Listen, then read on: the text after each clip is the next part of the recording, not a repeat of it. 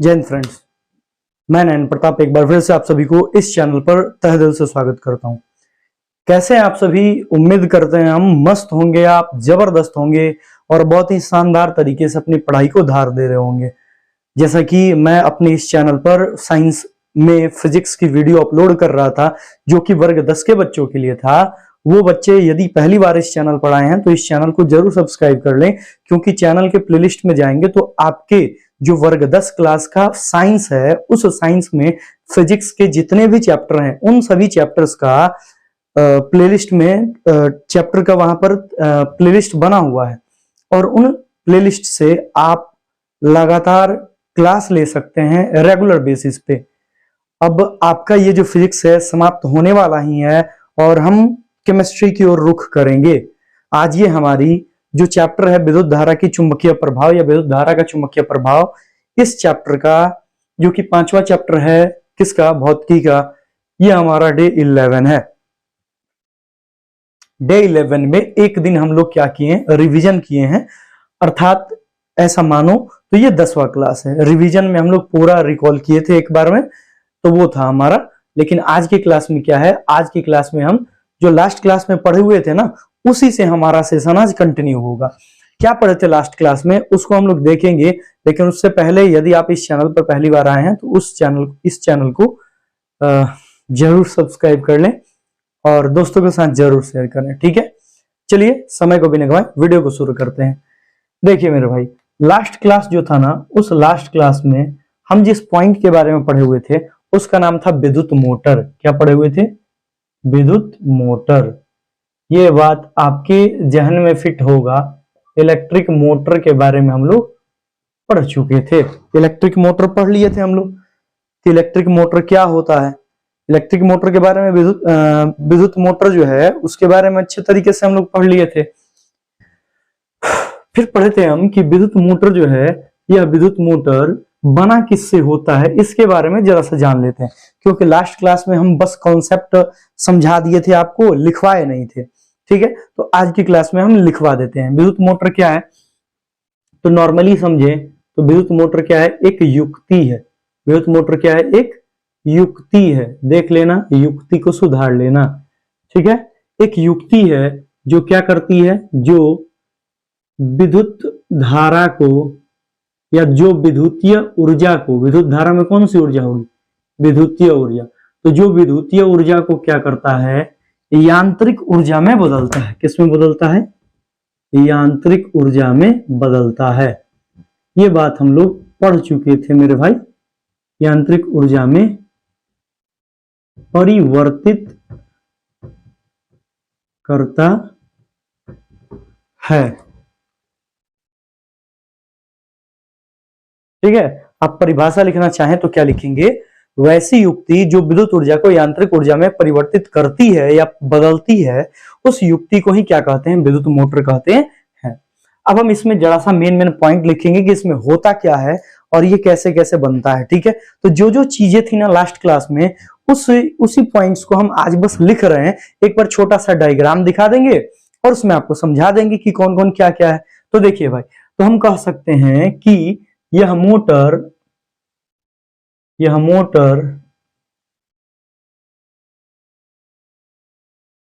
निम्नलिखित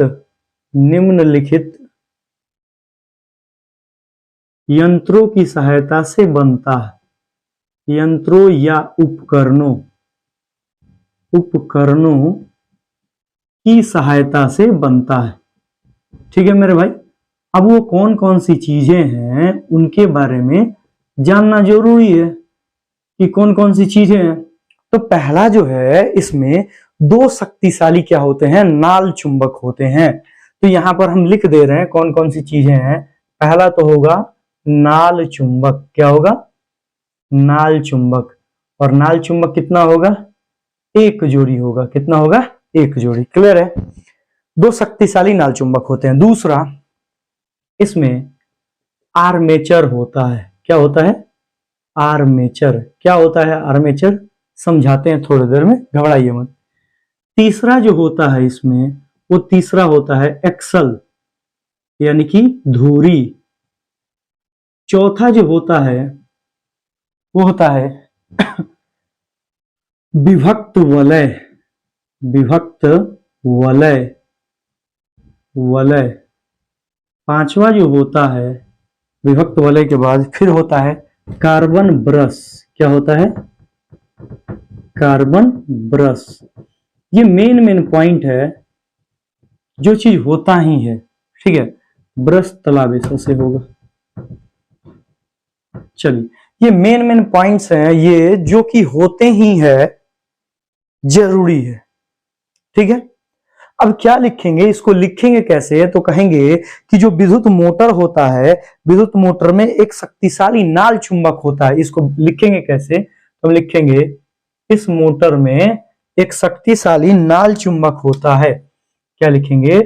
इस मोटर में एक शक्तिशाली नाल चुंबक होता है। क्या होता है मेरे भाई?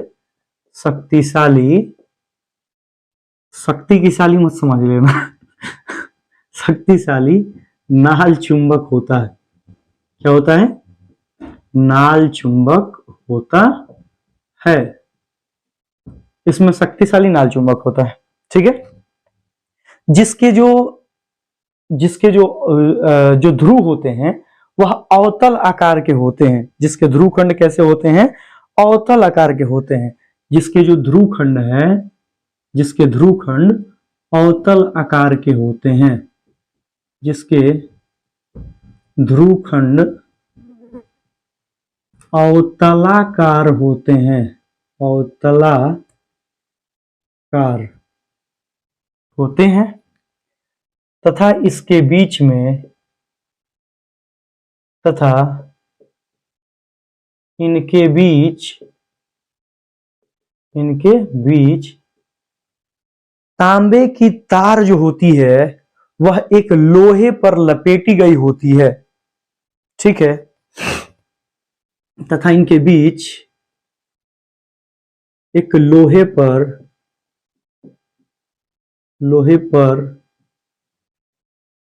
तांबे की तार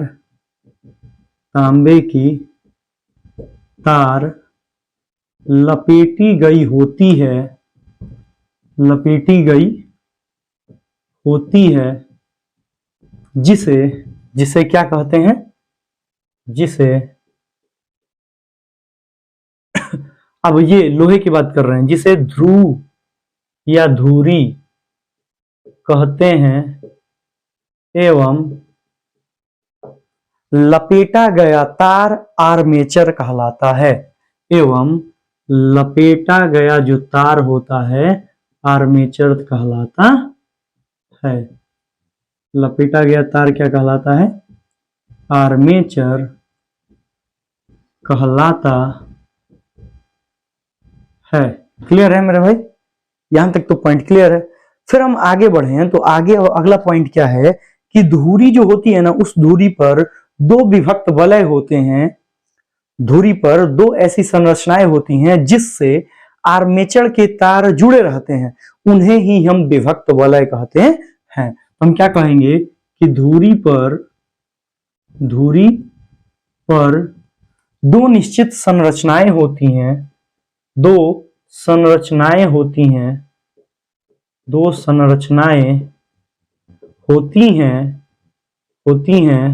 जिन्हें, अब दो संरचना है भाई, जिन्हें हम क्या कहेंगे? तो जिन्हें हम कहते हैं क्या? तो जिन्हें हम विभक्त वलय कहते हैं। क्या कहते हैं? विभक्त वलय कहते हैं। हो गया? विभक्त वलय कहते हैं। तथा इन वलयों से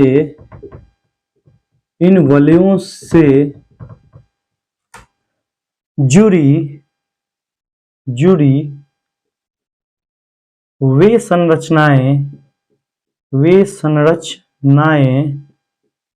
जो विद्युत धारा की प्रवाह करते हैं या विद्युत धारा का प्रवाह करती हैं, जो विद्युत का प्रवाह,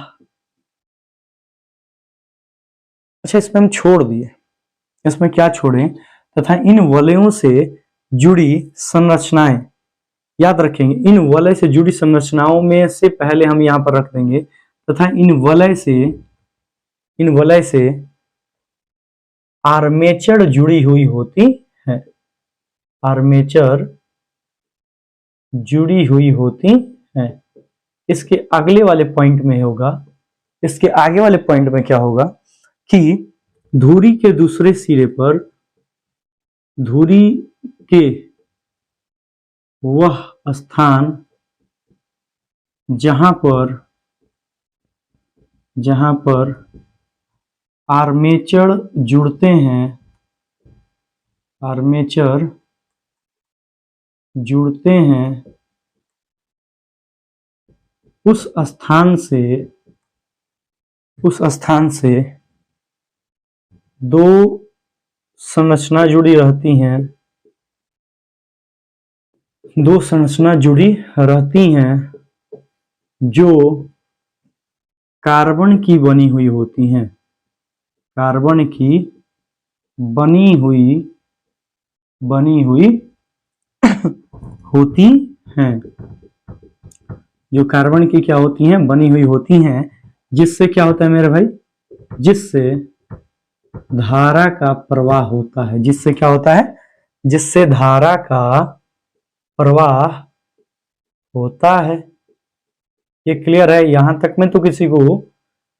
में किसी को प्रॉब्लम नहीं होना चाहिए यहां तक में। अब हम फिगर के माध्यम से समझा देते हैं, ठीक है।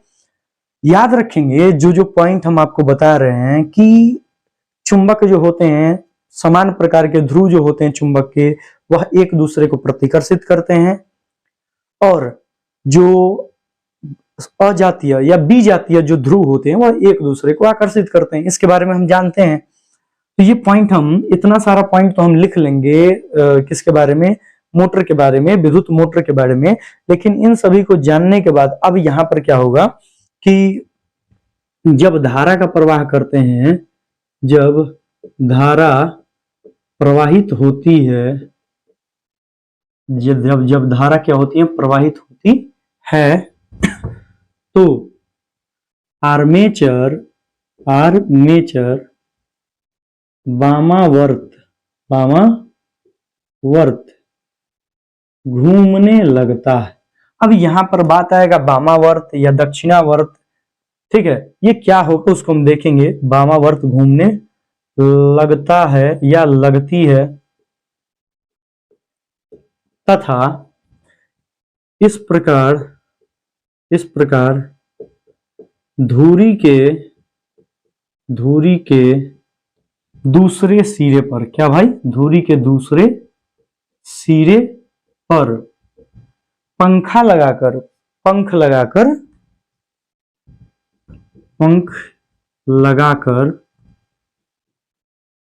क्या करते हैं, विद्युत पंखा या विद्युत मोटर बनाते हैं। आइए अब इसे जरा सा डायग्राम से समझ लें और समझ लें कि कैसे इसमें गति होगी। ऐसा आप मानिए कि आपके पास एक चुंबक है। हम आपकी किताब के ही फिगर को बना रहे हैं, भारतीय भवन प्रकाशन का जो बुक है उसी का ही हम फिगर बना रहे हैं। देखिए यहां पर क्या होगा, यहां पर यह एक चुंबक है जिसके ध्रुव खंड कैसे हैं, अवतल हैं, यह अवतल आकार का है, ठीक है।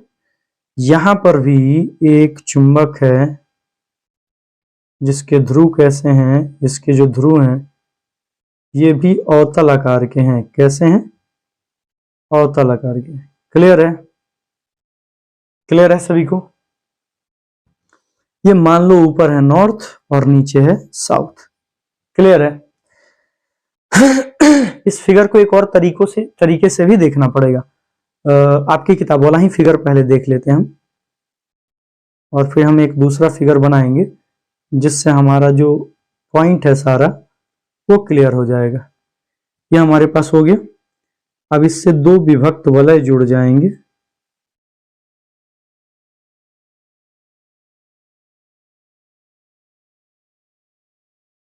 ठीक है, देखिए ये जुड़ गया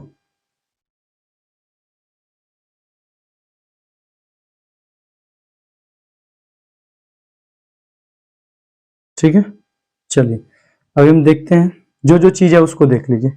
यह है आपके पास नाल चुंबक, ब्लैक वाले से लिख रहे हैं, यह आपके पास नाल चुंबक, नाल चुंबक, क्लियर है, ये है और ये है, ठीक है, ये नाल चुंबक है। थोड़ा सा और इसको मोटा कर दिया जाए, ठीक है, ये है नाल चुंबक। ये जो है आपको जो दिख रहा है इसको कहेंगे आर्मेचर। ये है विभक्त वलय, विभक्त वलय, और यहां पर दो ऐसी संरचनाएं जुड़ी हुई होती हैं,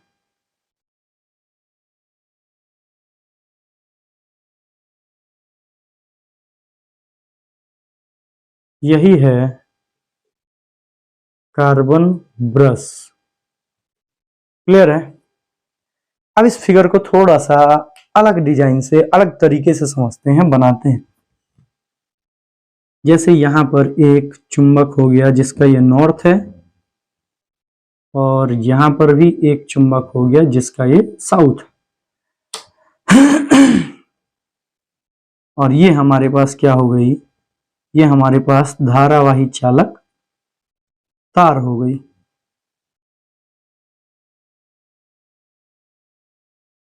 क्लियर है, देखना, सुनना और समझते चलना।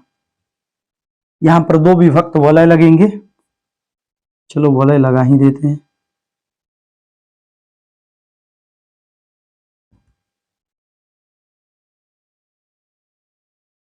ठीक है, ये वलय है। सवाल पूछता है इस वलय से, इसको हल्के में मत लीजिएगा, वलय से सवाल पूछता है, ये ध्यान रखें। इसमें यहां पर जुड़ा रहेगा ब्रश, यहां पर जुड़ा रहेगा ब्रश, और यहां पर भी जुड़ा रहेगा ब्रश, और ये आपको बैटरी से जुड़ा रहेगा। ठीक है, ये धारा जाएगी। क्लियर है। अब देखिए मेरे भाई होगा क्या, ये इसको आप लिख लीजिए ए, इसको लिख लीजिए बी, इसको लिख लीजिए सी, और इसको लिख लीजिए डी। वैसे ही आप इसको लिख सकते हैं A B C D. Clear है। सुनिए अब जरा सा गौर फरमाइए, यहां पे देखिए, जैसे ही आपने यहां पर धारा का प्रवाह किया, तो ये बात आप अच्छे तरीके से जानते हैं कि धारा के प्रवाह के कारण क्या होगा, बैटरी का यदि ये प्लस है तो प्लस इसमें क्या बनाएगा, नॉर्थ बनाएगा, और बैटरी का जो माइनस है, यह माइनस इधर जाएगा तो क्या बनाएगा, साउथ बनाएगा, बनाएगा। अब ये नॉर्थ और साउथ, और इधर भी नॉर्थ साउथ, एक दूसरे को क्या करेंगे, रिपेल करेंगे, एक दूसरे को प्रतिकर्षित करेंगे, एक दूसरे को क्या करेंगे, दूर भगाएंगे ना जी। इस चीज को हम लास्ट क्लास में, लास्ट डे में हम समझे हुए थे अच्छे तरीके से कि यहां पर यदि हम एक चुंबक ले लें, और ये चुंबक यदि नॉर्थ है, इधर साउथ है, इधर नॉर्थ है, और ये भी एक चुंबक ले लेते हैं, इधर हम लिख देते हैं साउथ, नॉर्थ हो जाएगा, और इधर साउथ, साउथ हो गया, तो इधर नॉर्थ ले लें, इधर साउथ ले लें, और अगर इसके बीच में हम कोई ऐसा चुंबक रखें जो चुंबक घूम सके, जो चुंबक घूम सके, तो क्या होगा, और यहां पर अगर हम साउथ रख दें, इधर नॉर्थ रख दें, तो क्या होगा, इस चुंबक के प्रभाव से ये जो है साउथ, ये क्या करेगा, घूमेगा, ये घूमेगा ऊपर, ये नीचे। अब ये जो ऊपर नीचे हो रहा है ना, इसको हम समझेंगे फ्लेमिंग के वाम हस्त नियम से, फ्लेमिंग का जो वाम हस्त नियम था, ठीक है, कि कहां कहां कौन घूमेगा, मतलब ऊपर जाएगा कि नीचे जाएगा। सुनिए, इसके जो चुंबकीय क्षेत्र रेखाएं होंगी, इसकी जो चुंबकीय क्षेत्र रेखाएं होंगी, वो किधर से किधर जाएंगी, इस दिशा से इस दिशा की ओर गमन करेंगी, करेंगी गमन, करेंगी ना भाई, चुंबकीय क्षेत्र रेखाएं गमन कर रही हैं। अब चुंबकीय क्षेत्र रेखाएं गमन कर रही हैं, तो फ्लेमिंग का लेफ्ट हैंड रूल क्या कहता है, लेफ्ट हैंड रूल फ्लेमिंग का क्या कहता है, फ्लेमिंग का वाम हस्त नियम क्या कहता है, फ्लेमिंग का वाम हस्त नियम, ध्यान देना। फ्लेमिंग का वाम हस्त नियम कहता है कि बाएं हाथ की 3 उंगलियां, मध्यमा, तर्जनी और अंगूठा, कौन कौन, मध्यमा, नीचे लिख देते हैं हम, मध्यमा, तर्जनी, अंगूठा को लंबवत इस प्रकार लंबवत फैलाएं, इस प्रकार लंबवत फैलाएं कि मध्यमा जो है सॉरी कि तर्जनी जो है चुंबकीय क्षेत्र की दिशा को बताए। तर्जनी किसको बताए, चुंबकीय क्षेत्र की दिशा को बताए। तो अंगूठा किसको बताएगा, बल की दिशा, और मध्यमा क्या बताएगी, धारा की दिशा। और इसका हम लोग ट्रिक क्या बनाए थे, एफ बी आई, एफ से फोर्स, बी से चुंबकीय क्षेत्र और आई से विद्युत धारा की दिशा, ठीक है। और इसमें हमारा अंगूठा जो है वो इस प्रकार से था, ये अंगूठा हो गया, ऐसा आप मान लीजिए। अंगूठा बनेगा नहीं उतना अच्छा सा, लेकिन आप ऐसा सपोज आप मान सकते हैं कि ये उंगलियां हैं, ठीक है।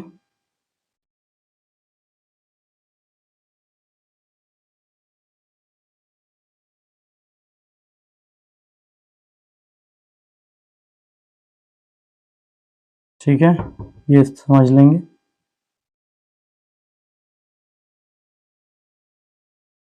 चलिए देखिए, अब यहां से क्या होगा, ये हो गया, ये है अंगूठा, अंगूठा, ये क्या है, अंगूठा, ये क्या है, अंगूठा, ये है उंगली, ये भी है उंगली, 3 उंगलियां, ये है ऐसे ऐसे फैली हुई हैं।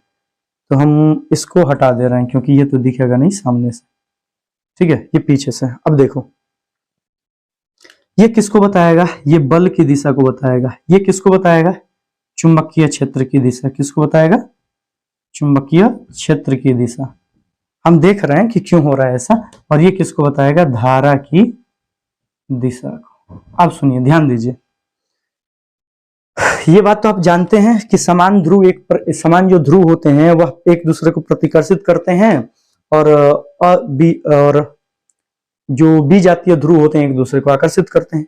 तो भाई ये तो कॉन्सेप्ट अभी ध्यान में रखना होगा कि नॉर्थ ने नॉर्थ को, ये नॉर्थ है, इसके ऊपर बनेगा नॉर्थ और नीचे बनेगा साउथ। तो नॉर्थ ने नॉर्थ को रिपेल किया, मतलब ये इस दिशा में मुड़ जाएगा। जैसे ये है ना, तो इसके ऊपर है नॉर्थ और पीछे है साउथ, और इधर है जो चुंबक है हमारे पास, इधर जो चुंबक है ये जो हम बना दे रहे हैं, ये ध्यान देना, ये नॉर्थ बन गया और ये क्या बन गया, साउथ।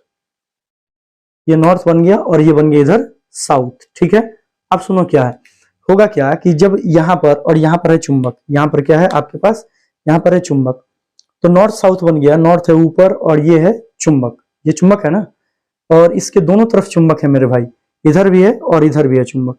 तो चुंबक की जो चुंबकीय क्षेत्र रेखाएं होती हैं, ये बात तो आप जानते ही हैं कि चुंबकीय क्षेत्र रेखाएं ऐसे गमन करेंगी, नॉर्थ से साउथ जाती है ना भाई, नॉर्थ से साउथ जा रही है चुंबकीय क्षेत्र रेखाएं।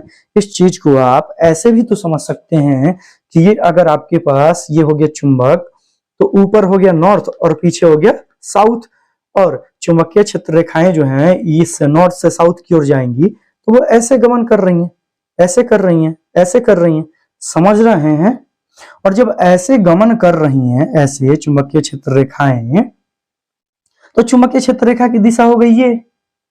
और अभी हम आपको बोले कि ऊपर नॉर्थ है और नीचे साउथ है, तो नॉर्थ वाली क्षेत्र रेखाएं, ऊपर वाला नॉर्थ है, ये जो है ना ऊपर वाला नॉर्थ, ये ऊपर वाला नॉर्थ है, तो इस ऊपर वाले नॉर्थ को क्या करेगा, रिपेल करेगा, रिपेल मतलब दूर भगाएगा, जिसके कारण ये आपके पास ये जो कुंडली है, ये कुंडली या तो ये ऐसे घूमेगी या तो ये ऐसे घूमेगी, ठीक है, ऐसे है ना, या तो ये ऐसे घूमेगी या तो ये ऐसे घूमेगी। अब बात आती है कि हम कैसे समझेंगे कि कैसे घूमेगी।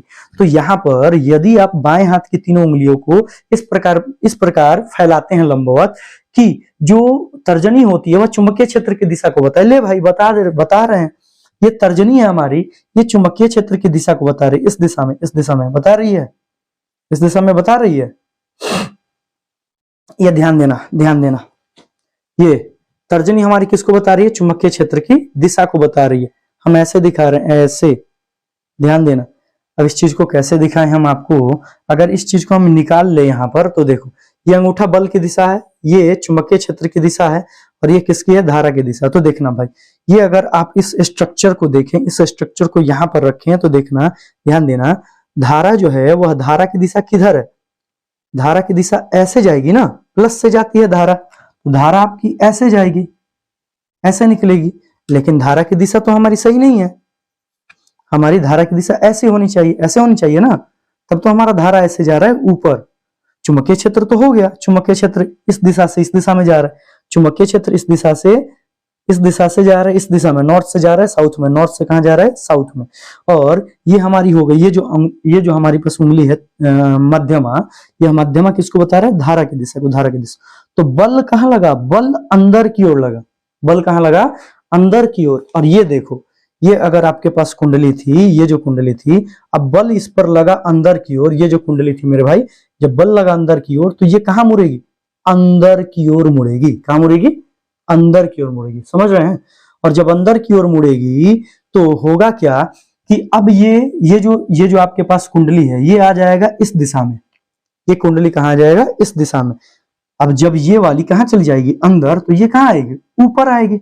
अब ऊपर आया तो ये नॉर्थ है, और आप जानते हैं कि ये नॉर्थ बना था, तो नॉर्थ ने नॉर्थ को रिपेल कर दिया। साउथ है तो साउथ को ये अट्रैक्ट करेगी, साउथ को ये क्या करेगी, अट्रैक्ट कर लेगी, जिसके कारण जो ऐसे था, जो ए बी चला गया था, ये ए बी चला गया था अंदर, वह अब, और जो सी डी यहां पर था, वो सी डी को इसने, तो इस वाले ने क्या किया, इसको अट्रैक्ट कर लिया, तो फिर से वापस ऐसी स्थिति आ गई। और जब ऐसी स्थिति आई, तो इस स्थिति के कारण क्या होगा मेरे भाई, कि अब देखो यहां पर दो वलय हैं, दो क्या हैं, वलय हैं, और वलय है जिसके कारण धारा की दिशा बदल गई। ये आपका क्या था, ये आपका ए बी वाला था, और ये सी डी वाला था। अब सी डी आ गया यहां पर, ये जो है ये ऐसे था, ये ए बी सी डी था, तो सी डी आ गया यहां पर, सी डी आ गया यहां पर, फिर इसने आकर्षित कर लिया, तो ये हो गया ऐसे, ये है ना सी डी। अब सी डी है, तब तक क्या हुआ ना कि ये वाली स्थिति आ गई इस दिशा में, तो फिर से धारा जो सीडी जो था, ये सीडी, यह क्या बना रहा था, साउथ बना रहा था, यह सीडी क्या बना रहा था, साउथ पोल बना रहा था, और ये क्या बना रहा था, नॉर्थ। तो ये अब साउथ से क्या बना लिया, जब इस दिशा में आ गया, तो फिर प्लस वाली धारा जाएगी, प्लस वाली धारा जाएगी, तो ये जो साउथ बन रहा था, अब सीडी बन जाएगा नॉर्थ। क्या बन गया, ये अब नॉर्थ बन गया। अब नॉर्थ बना ना, तब तक इसने फिर से रिपेल किया, फिर से क्या किया, रिपेल किया। अब रिपेल करने के कारण फिर से ये नीचे गया, और तब तक इसने अट्रैक्ट किया, इसको ऐसे आ गया, फिर से ये ऐसे घूमते रहेगा, घूमते रहेगा, और यही घूमते रहता है, जिसके कारण क्या हुआ कि हम इसमें, अब ये हम एक आर्मेचर लिए हैं, हम कुंडली कितने लिए हैं, एक लिए हैं। अब कुंडली यहां पर एक से अधिक भी होंगे, तो वो कुंडली कैसे बनेंगे, तो वो कुंडली जो है वो इस प्रकार से बनेगा, एक कुंडली ऐसे बनेगा, एक कुंडली जो होगा वो कैसे बनेगा, वो एक कुंडली आपको इस तरीके से बनेगा, ठीक है। ये कुंडली थोड़ा सा बनाने में इधर गड़बड़ हो जाएगा, ठीक है, इसको रहने दीजिए, कुंडली खराब हो जाएगा। बस इतना आप समझ लीजिए कि इसमें एक ही कुंडली नहीं रहती है, इसमें अनेकों कुंडलियां होती हैं।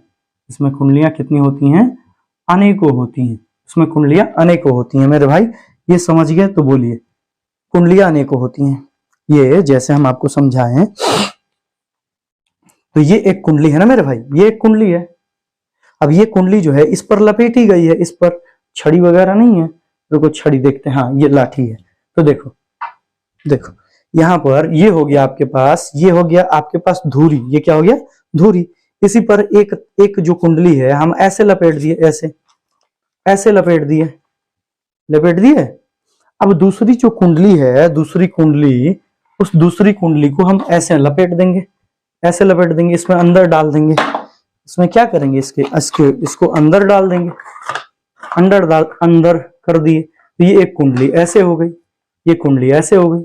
अब इस तरीके से क्या हुआ, अब जब ऐसी कुंडली बनेगी तो ऐसे अनेकों क्या बनेंगे, आगे चल के वलय जो होंगे वो अनेकों बन जाएंगे, क्योंकि इसका वलय दो और होगा, इसका जो वलय होगा दो अलग होगा, सबका जो वलय होगा वो क्या होगा, अलग अलग होगा।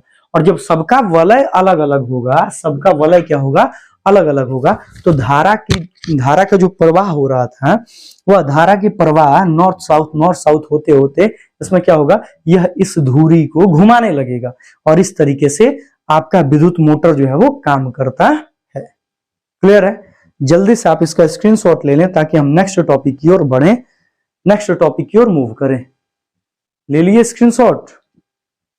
तो चलिए अब हम इसे इरेज कर रहे हैं। क्लियर है? उम्मीद करते हैं इतना सारा पॉइंट आपको क्लियर हो गया होगा।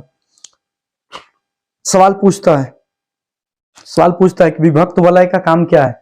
तो विभक्त वलय का काम है प्रत्येक आधे घूर्णन के बाद, आधा ही घूर्णन हुआ ना, जैसे मान लो ये, ठीक है, इसको दो भागों में काट दें, दो भागों में काट दें। हम एक ढक्कन ले लेते हैं, कोई ढक्कन ले लेते हैं, नहीं है रहने दो। देखो जैसे मान कि ये आधा भाग पे कटा हुआ है, ये यहाँ पर कटा हुआ है, ये यहाँ पर क्या है, कटा हुआ है, ठीक है, ये आधा भाग पर कटा हुआ, तो और ये ऐसी इसकी स्थिति है, ये स्थिति इसकी कैसी ऐसी है, तो ये क्या होगा, ये कटा हुआ, ऊपर आधा है नीचे आधा, जैसे ही यहां से जैसे ही धारा गया तो ये इसकी संरचना कैसी होगी, ऐसी हो गई। तब तक इस वाले को इधर वाला ध्रुव जो है आकर्षित किया, तो ये ऐसे हो गया। और फिर से बताओ कि ये धारा की दिशा, मतलब जो घूर्णन है उस घूर्णन की दिशा को बदल रहा है कि नहीं बदल रहा है? पहले ऐसे जा रहा था, ये देखो हम एक तरफ साइन किए और इधर क्रॉस किए हैं, ठीक है, ये साइन और इधर क्रॉस किए हैं, ये साइन है और इधर क्रॉस है। जब ये धारा जा रही थी, नॉर्मली मान लो ये धारा जा रही थी, तो ये क्या हुआ कि आधा घूर्णन के बाद ये तो ये हो गया, तो ये देखो क्रॉस वाला कहाँ आ गया, इस दिशा में, और ये साइन वाला इस दिशा में चला गया, तो क्रॉस वाला इस दिशा में आ गया, साइन वाला इस दिशा में आ गया। इसका मतलब क्या कि ये वलय जो है ना, यह वलय धारा की दिशा को चेंज कर दिया। अब धारा हमारी बहने लगेगी इस दिशा से, इससे बहने लगेगी, यही कारण है। तो ये इसका काम क्या है, सवाल पूछता है ऑब्जेक्टिव में, तो जो विभक्त वलय होता है उसका काम होता है धारा की दिशा को बदलना। क्या करना? धारा की दिशा को बदलना। उम्मीद करते हैं ये पॉइंट आपको समझ में आया होगा। दूसरा सवाल ऑब्जेक्टिव क्या पूछता है कि यदि आपके पास विद्युत मोटर है, उस विद्युत मोटर में बल दिशा को ज्ञात करना है, तो बल की दिशा को हम कैसे ज्ञात करेंगे? तो बल की दिशा को ज्ञात करने के लिए फ्लेमिंग का वाम हस्त नियम लगाएंगे, जिसमें अभी बताया कि धारा की दिशा कैसे गति करेगी और क्या होगी। क्लियर है? चलिए अब हम इसे मिटा रहे हैं। उम्मीद करते हैं आप ये सारा पॉइंट समझ गए होंगे, और चलिए देखते हैं आगे। अगला हमारे पास टॉपिक है जिसका नाम है विद्युत चुंबकीय प्रेरण। अगला टॉपिक क्या है हमारा? विद्युत चुंबकीय प्रेरण। तो विद्युत के प्रेरण को समझ लेते हैं कि आखिर इसमें होता क्या है विद्युत चुंबकीय प्रेरण में, क्योंकि विद्युत चुंबकीय प्रेरण के सिद्धांत पर कौन काम करता है? तो उस प्रेरण के सिद्धांत पर काम करता है विद्युत जनित्र। क्या काम करता है? विद्युत जनित्र। अब तक जो चीज हम पढ़े हुए थे उन सभी में हम यही बात पढ़े हुए हैं कि कैसे हम धारा के प्रवाह से क्या किए, चुंबकीय क्षेत्र उत्पन्न किए। यही ना था, कैसे हम विद्युत धारा के प्रवाह के कारण किसी भी चालक तार में चुंबकीय क्षेत्र उत्पन्न किए। और अभी से जो हमारा टॉपिक है उसमें हम ये पढ़ेंगे कि कैसे चुंबकीय क्षेत्र के प्रभाव से हम विद्युत धारा को उत्पन्न करेंगे। क्लियर है? चुंबकीय क्षेत्र के प्रभाव से विद्युत धारा को उत्पन्न करेंगे, इस सब समझेंगे, ठीक है। तो समझ के लिए हम यहाँ पर पढ़े किसका? फ्लेमिंग का दक्षिण हस्त नियम। लेकिन दक्षिण हस्त नियम को जानेंगे उससे पहले हम यहाँ पर हमारा जो टॉपिक है उसका नाम लिख दें। तो उसका नाम क्या है? विद्युत चुंबकीय प्रेरण, चाहे वैद्युत चुंबकीय प्रेरण, वैद्युत चुंबकीय प्रेरण। ये टॉपिक थोड़ा सा पेचीदा है, हम ज्यादा लंबा क्लास में वैद्युत चुंबकीय प्रेरण। क्लियर है? इंग्लिश में इसको कहते हैं इलेक्ट्रोमैग्नेटिक इंडक्शन। क्या बोलते हैं? Electromagnetic induction. इसको बोलते हैं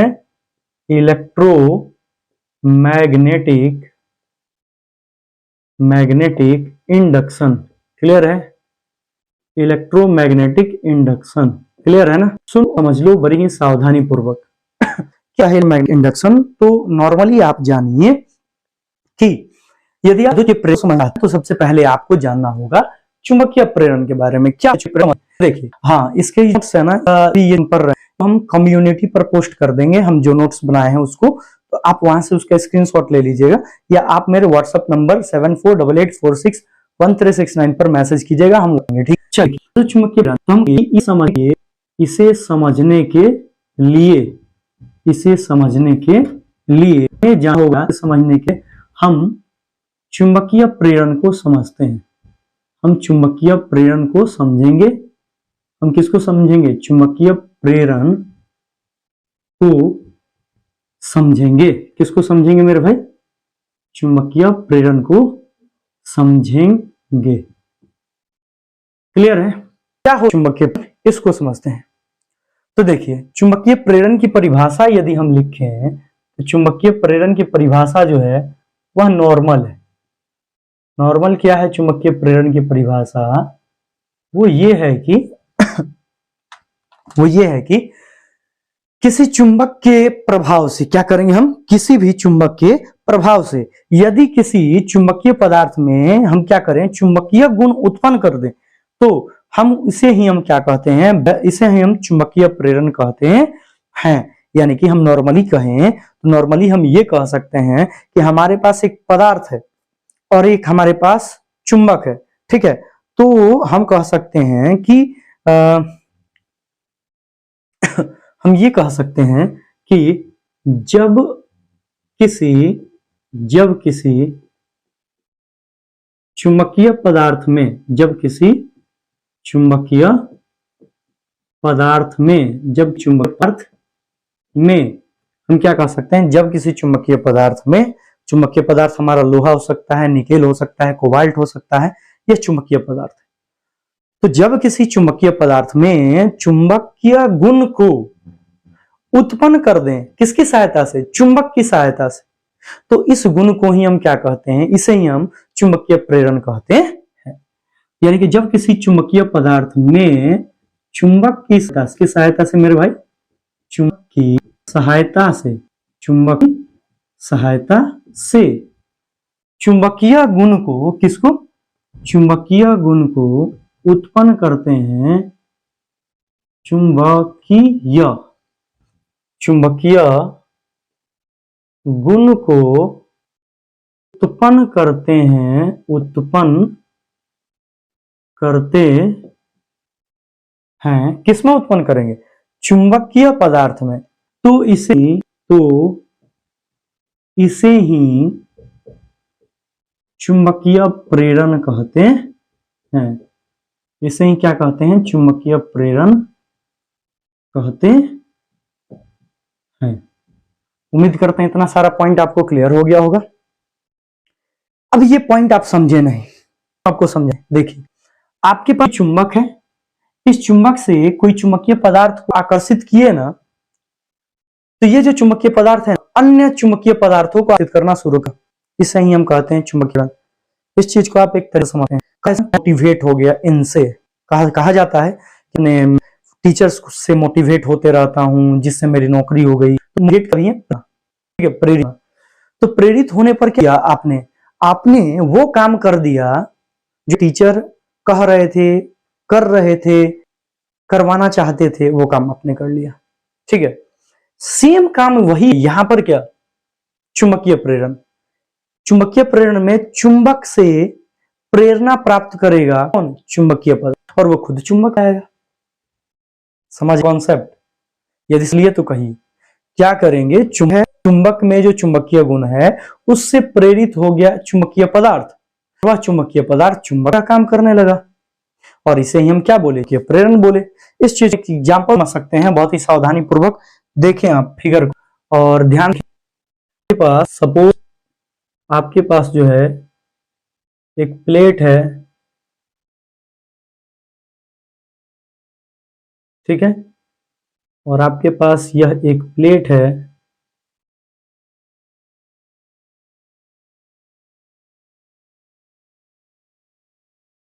ठीक है। चलिए देखिए, अब इसमें क्या है कि हम ऐसा मान सकते हैं,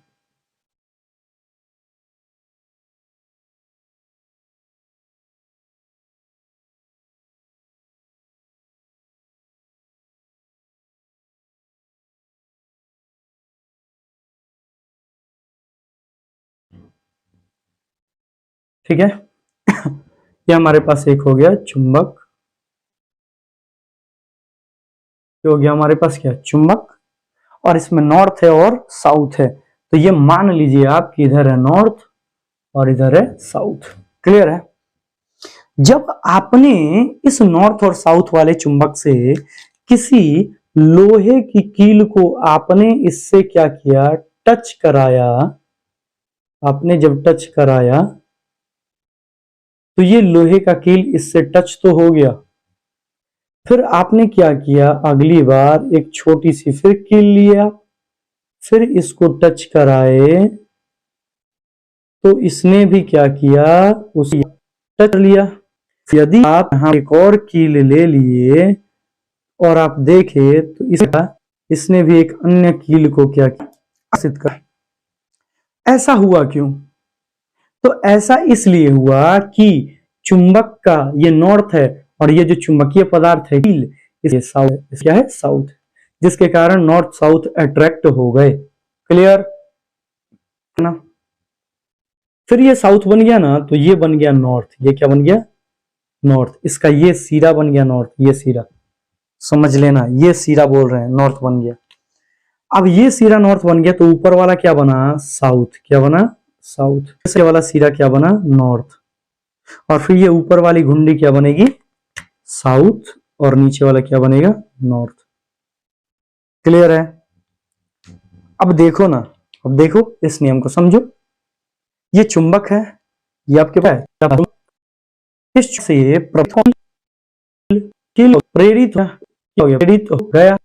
प्रेरित होना तो यह कील का काम करने लगा चुंबक का, और चुंबक का काम करने लगा तभी तो इस कील में इधर साउथ और नॉर्थ बन गए। और फिर इसने दूसरे कील को टच कराए, इस कील से हम जब प्रेरित हो गया, कील हो गया, यह प्रेरित हो गया कि जब भाई चुंबक भी हैं, चुंबक बन है ना जी। यही है कि चुंबक की तरफ किया, और जब ये चुंबक बना तो यही कारण है, यही कारण है कि यहाँ पर साउथ बन गया। और जब कील को ले जो है नॉर्थ, आखिर बात है कि ऐसा होता है। फिर हमारे पास वेबर साहब का सिद्धांत आता है, इसे हम समझ गए ना। चुंबक में चुंबक गुण है क्या, प्रसार निर्देशन।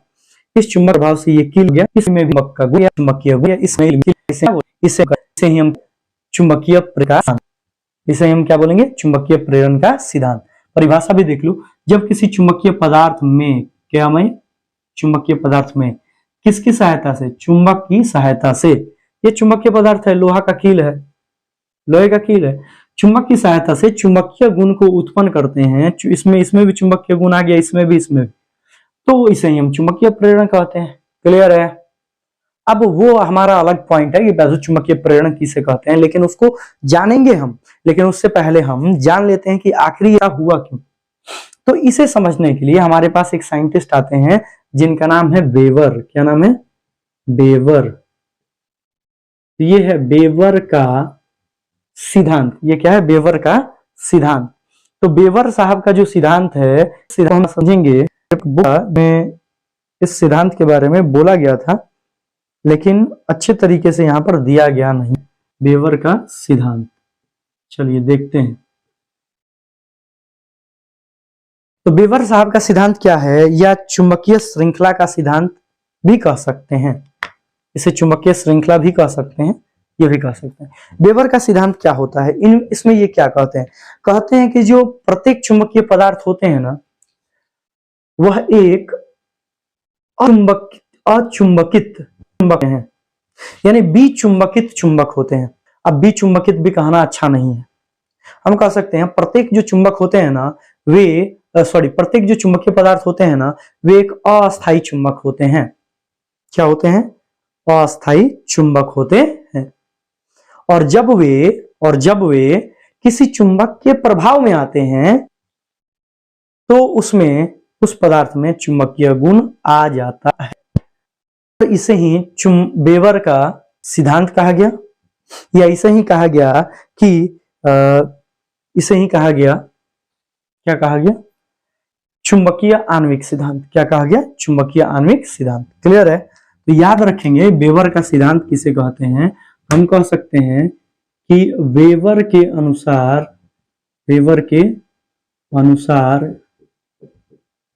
प्रत्येक चुंबकीय पदार्थ, क्या मेरे भाई, प्रत्येक चुंबकीय पदार्थ, प्रत्येक चुंबकीय पदार्थ, प्रत्येक चुंबकीय पदार्थ क्या होते हैं, प्रत्येक चुंबकीय पदार्थ जो होते हैं वे अस्थायी चुंबक होते हैं, अस्थायी क्या होते हैं, चुंबक होते हैं। अर्थात अर्थात जब अस्थायी चुंबक अर्थ हम कहते हैं कि जो विचुंबकन की स्थिति में, जो विचुंबकन की स्थिति में, मतलब जब चुंबकित नहीं है तब, जो विचुंबकन की स्थिति में क्या होते हैं, स्थिति में अव्यवस्थित हो, और जब इन्हें किसी चुंबक की सहायता से चुंबकित किया जाता है, चाहे लोग यहाँ पर एक और पॉइंट देख सकते हैं, चुंबकन की स्थिति में अव्यवस्थित होते हैं, जिसके कारण इनमें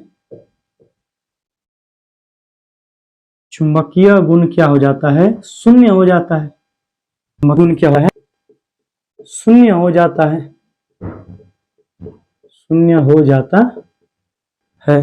परंतु इन्हें चुंबकित करते हैं, परंतु जब इन्हें चुंबकित करते हैं, चुंबकित करते हैं तो क्या होता है, तो चुंबक हैं या स्थायी चुंबक के अणु होते हैं, यहां पर लिखना चाहिए था वेबर के सिद्धांत के अनुसार प्रत्येक चुंबकीय पदार्थ में अस्थायी चुंबकीय अणु होते हैं, क्या होते हैं, चुंबकीय अणु होते हैं, ये चीज लिखे, ठीक है। अब क्या हुआ कि परंतु जब इन्हें चुंबकित करते हैं तो जो चुंबकीय अणु होते हैं, जो क्या होते हैं, चुंबकीय अणु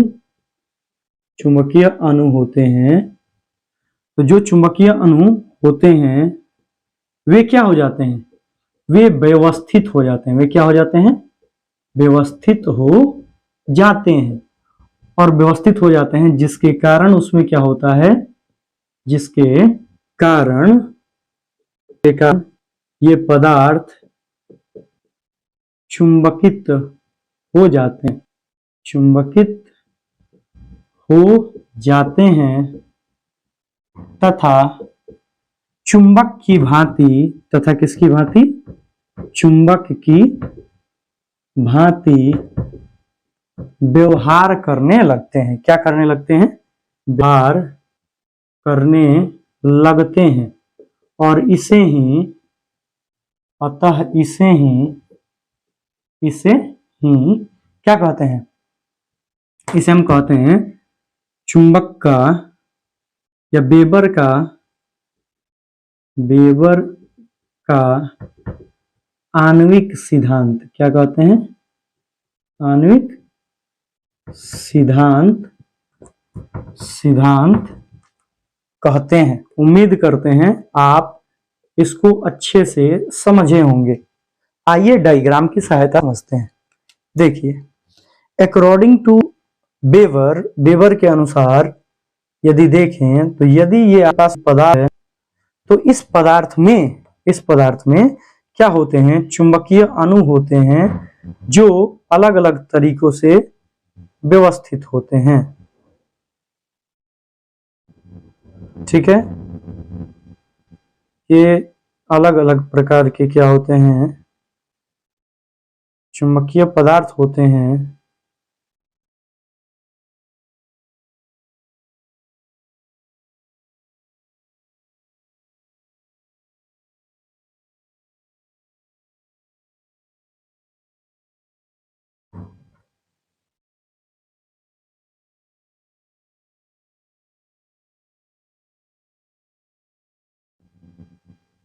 देखिए ये ऐसे होते हैं, और ये कि यहाँ पर भी ऐसे होते हैं। इसमें क्या होता है ना, ये है साउथ, ये है north, south north, south north, south north, south north, south north, south north, यहां पर हो जाएगा साउथ नॉर्थ, और फिर इधर नॉर्थ, इधर साउथ, इधर नॉर्थ और इधर साउथ, इधर नॉर्थ और इधर साउथ।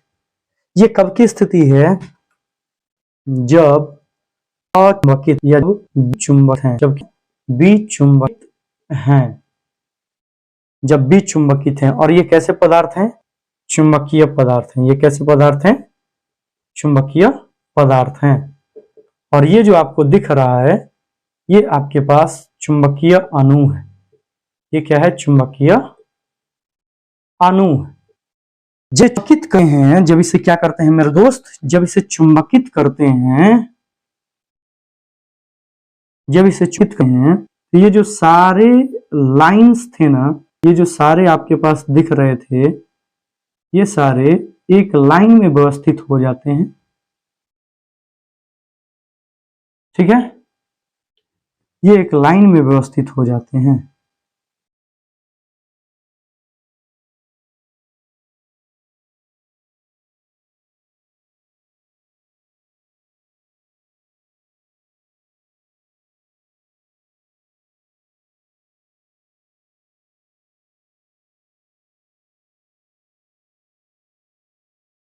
ये ऐसे व्यवस्थित हो जाते हैं, और इसमें ये जो है इस तरीके से व्यवस्थित हो जाते हैं। North south, north south, north south, north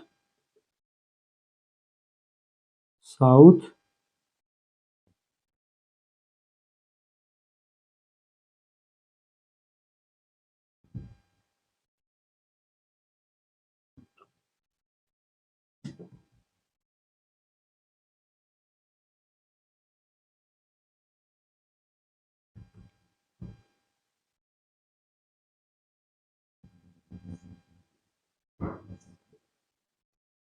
ठीक है। ये चुंबक की तरह, ये चुंबकित करने पर, चुंबकित करने पर ऐसी स्थिति बन जाती है। और नहीं, हम क्या करेंगे, ये जो प्रत्येक अणु है, ये एक निश्चित तरीके से सज गए, और सज गए तो इसे ही क्या कहा गया? इसे ही कहा गया चुंबकीय आणविक सिद्धांत। क्लियर है? तो जल्दी से आप इसका शॉट ले लें, और याद रखेंगे जब हम आगे चलेंगे तो यहां पर एक कॉन्सेप्ट आएगा किसका? डोमेन का। तो डोमेन आप अपने जानकारी में जरूर रखेंगे कि डोमेन क्या होता है। तो चुंबकीय पदार्थ का, जिस प्रकार पदार्थ का सबसे छोटा कण अणु और परमाणु होता है, ठीक उसी प्रकार चुंबकीय जो पदार्थ होते हैं उसके छोटे कण डोमेन कहलाते हैं, और वे डोमेन अव्यवस्थित होते हैं बिल्कुल इसी तरह। इसके बाद ही आया सिद्धांत डोमेन वाला। और अव्यवस्थित होते हैं, और वे जब ये व्यवस्थित हो जाएंगे, एक निश्चित क्रम में सज जाएंगे, तो वे क्या कहलाएंगे? चुंबक कहलाएंगे। मतलब जब डोमेन सजे होंगे एक निश्चित क्रम में, तो उसे हम चुंबक कहेंगे। क्लियर है? जल्दी से आप इसका स्क्रीनशॉट ले लें। ले लिए स्क्रीनशॉट? चलिए, तो वीडियो कैसा लगा आपको, आप हमें बता सकते हैं, कमेंट कर सकते हैं। यदि आप इस चैनल पर पहली बार आए हैं तो आप इस चैनल को सब्सक्राइब कर सकते हैं, और बेल आइकन को तो जरूर ही प्रेस कीजिएगा ताकि नोटिफिकेशन आपके पास पहुंचता रहे। आज हमारी कोशिश रही जितना हो सके हम अच्छे से बताएं, और हम अपना पूरा बेस्ट दिए। यदि आपको लगता है कि आपकी तैयारी इस चैनल से हो सकती है, तो इस चैनल को खुद तो सब्सक्राइब कीजिए ही कीजिए, उन बच्चों के पास भी पहुंचाइए जो बच्चे इस चैनल के माध्यम से अपनी तैयारी अच्छे तरीके से कर सकते हैं, और बिहार बोर्ड मैट्रिक एग्जाम में साइंस में 80 में 80 मार्क्स प्राप्त कर सकते हैं। उनके पास भेजिए, क्योंकि 20 मार्क्स का प्रैक्टिकल होता है। तो 80 में 80 मार्क्स आपके इसी चैनल से आ जाएंगे, इसकी गारंटी हम देते हैं। बस जितना बोल रहे हैं उतना कीजिए, पढ़ना पड़ेगा आपको। चैनल में जो प्लेलिस्ट बना हुआ है उसमें वीडियो जो भी हैं उनको रेगुलर आपको रिवाइज करना होगा। ठीक है, तो चलते हैं, इसी के साथ सेशन को समाप्त करते हैं। तब तक के लिए बाय बाय, टेक केयर, धन्यवाद, जय हिंद।